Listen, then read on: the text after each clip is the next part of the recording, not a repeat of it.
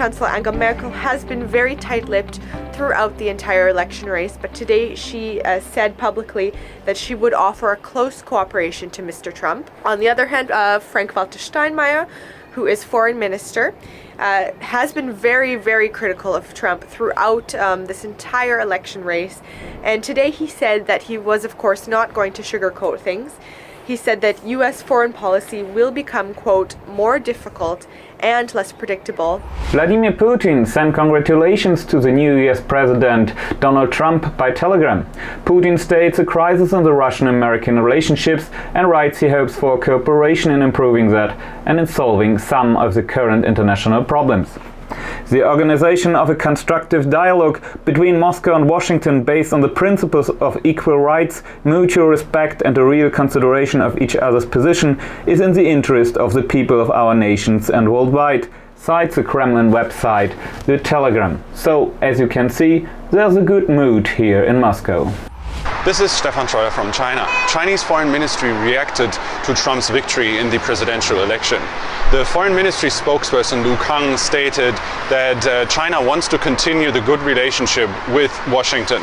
But he also stated that claims that China is stealing US jobs or that China is manipulating its currency are simply wrong.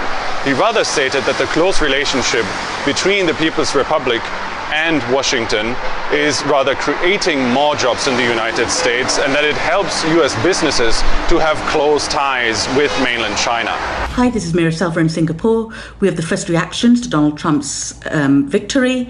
The first quite thoughtful responses from Lee Hsien Loong, the Premier of Singapore. He put a Facebook post that said, "Congratulations to Donald Trump for winning an unexpected victory."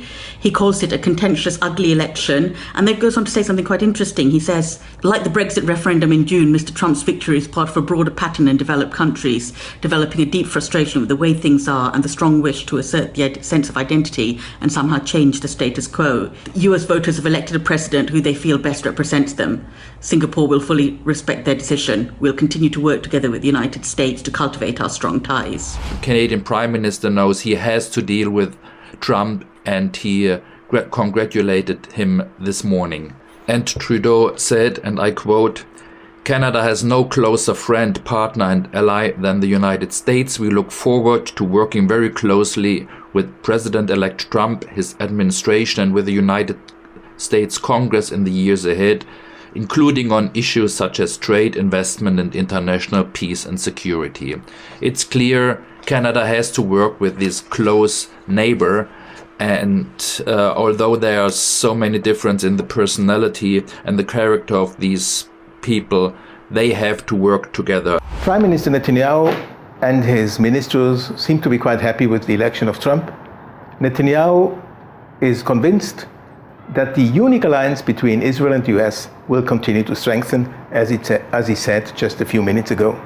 And Naftali Bennett from the right-wing party Habayit Yehudi, who happens to be also education minister, is saying that the Palestinian dream of a known state is now over.